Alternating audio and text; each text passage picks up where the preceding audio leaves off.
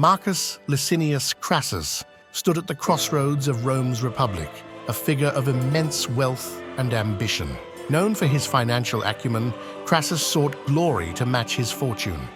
His role in defeating Spartacus earned him fame, but his desire for military triumph would lead to his downfall. Crassus rose to prominence in Rome not just through wealth, but also political maneuvering. Aligning with Pompey and Julius Caesar, he formed the First Triumvirate, a powerful but uneasy alliance. This alliance aimed to dominate Roman politics, with each man leveraging his strengths. The Third Servile War provided Crassus the opportunity to showcase his military leadership. Tasked with ending the slave revolt led by Spartacus, Crassus accepted the challenge eagerly. His determination was fueled by the prospect of equaling Pompey's military laurels. Crassus's tactics against Spartacus were ruthless and effective. He built a wall across the Isthmus of Rhegium, trapping Spartacus in the toe of Italy. This move, bold and strategic, showcased his willingness to use innovation in warfare. The final battle near the Salaris River was a testament to Crassus's military might. Spartacus's forces were decisively defeated, ending the slave uprising that had terrorized Rome. Crassus's victory was thorough, with the surviving rebels crucified along the Appian Way as a grim warning. Despite his victory, Crassus's triumph was overshadowed by Pompey's return.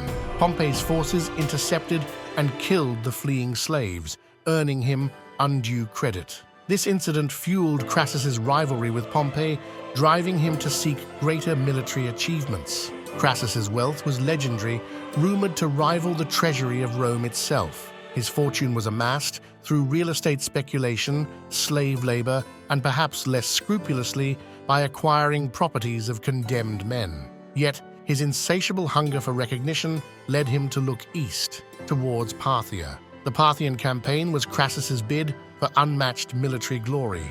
Ignoring omens and advice, he led a vast army into the deserts of Mesopotamia.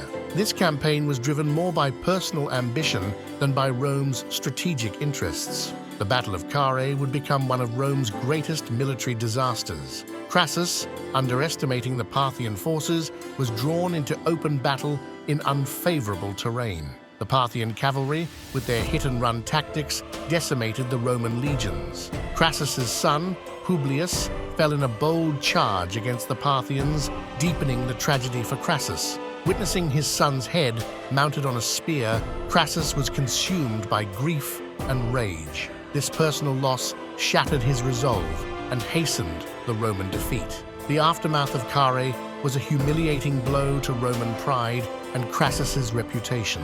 Thousands of Roman soldiers were captured or killed, and the legionary standards were lost. Crassus, once Rome's richest man, was now its most disgraced general. Negotiations with the Parthians offered a glimmer of hope for Crassus's safe retreat. However, the peace talks were a trap, and Crassus was killed in a scuffle during the parley. His death was ignominious, a stark contrast to his previous stature in Rome.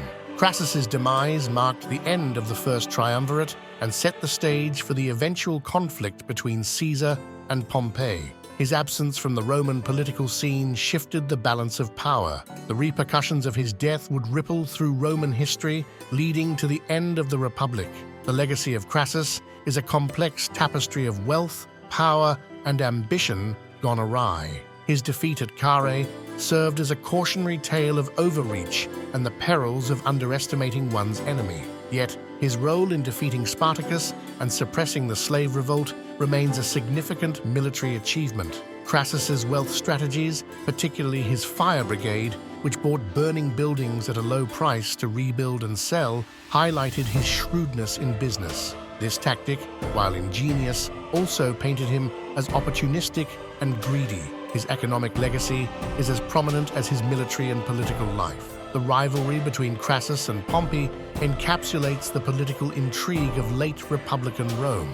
Their competition for glory and power was symptomatic of the Republic's decline. Crassus's relentless pursuit of recognition drove him to his fateful Parthian campaign. Crassus's relationship with Julius Caesar was both symbiotic and strategic. Financing Caesar's political ambitions, Crassus secured a powerful ally. This partnership, however, was fraught with its own complexities and ambitions.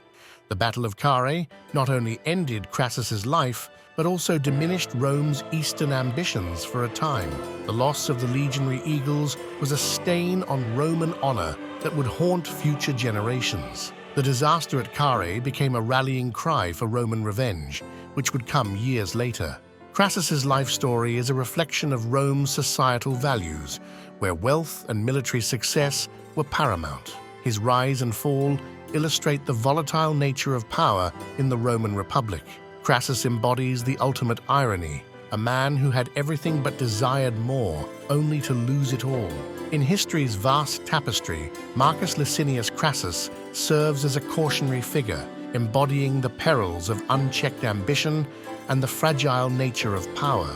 His life, marked by significant highs and catastrophic lows, remains a compelling study of a figure caught between the pursuit of glory and the precipice of ruin. Crassus's story, from triumph to tragedy, is a timeless reminder of the complexities of human aspiration and the unforgiving arena of historical fate. Our journey through time comes to an end for today. We embark on new adventures every week.